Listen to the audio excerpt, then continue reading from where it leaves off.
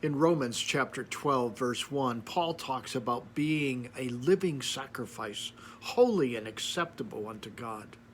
And in fact, he says in the King James, he says, it is your reasonable service. And verse 2 of that chapter, it says, don't copy the behaviors and customs of this world, but let God transform you into the new person by changing the way you think. And then you will learn to know God's will for you, which is good and pleasing and perfect.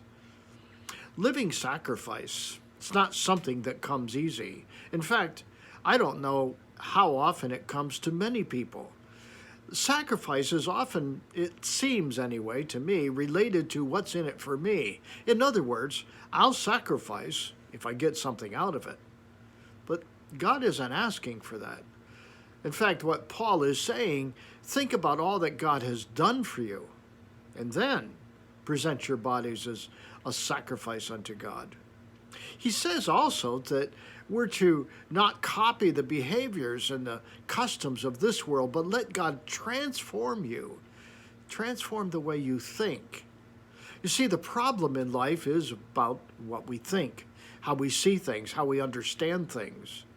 The customs and issues of this world are bombarding us every single day.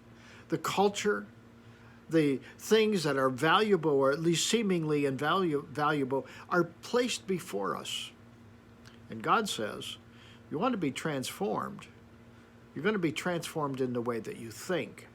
I take that a little bit further and go into the area where Jesus says, you shall know the truth, and the truth shall set you free. And then he says, my word is truth.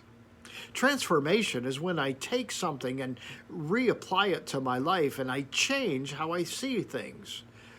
I believe that the way we do that is through the Word of God, and through His words do we see truth and understand.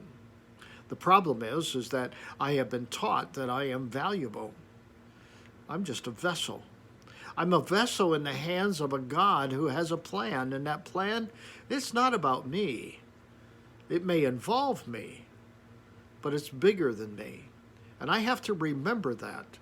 And so as I go through life, this thing that God has called me to, and you, is to be His, well, maybe to be His hands, maybe to be the brush that He uses to stroke the world with, to change the climate with. Whatever it is, God has called us to work with Him and to be pliable in His hands. I wonder how much of our lives is about sacrifice or about self-preservation.